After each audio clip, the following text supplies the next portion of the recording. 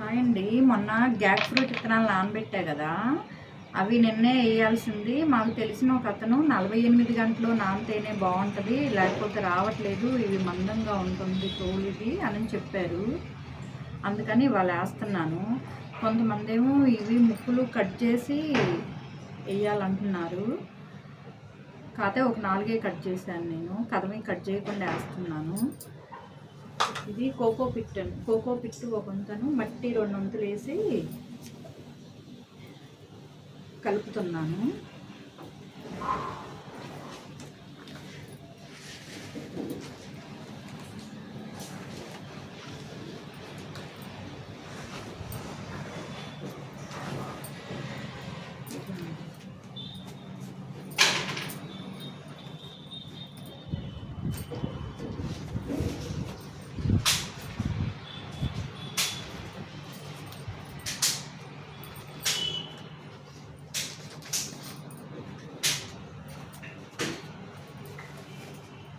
ఇవి 14 విత్తనాలే. అసలు ఎలా ఉంటాయో ఏమో చూడాలి. మన ఏరియాకి సెట్ అవుద్దు కాదు.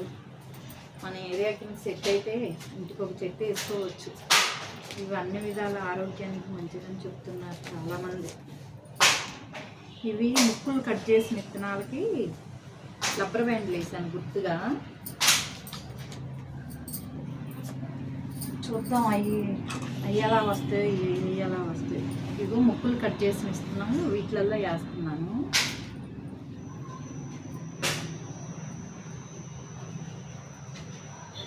అవి బాగుంటాయో ఇవి బాగుంటాయో చూడాలి.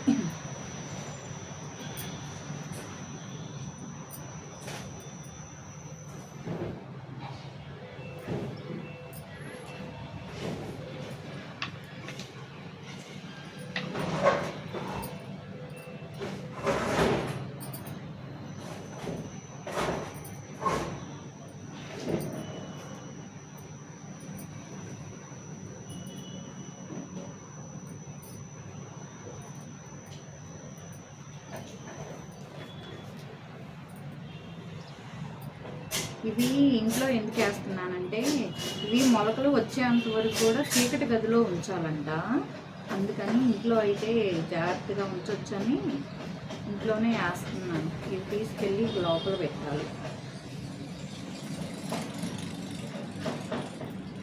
కొంచెం లైట్గానే తడి ఉంది, రేపు పోద్దాంలే నీళ్ళని. ఇవాళ ఏం పోయట్లేదు, ఇలా పెడుతున్నాను. రేపు కొంచెం కొంచెంగా పోస్తాను.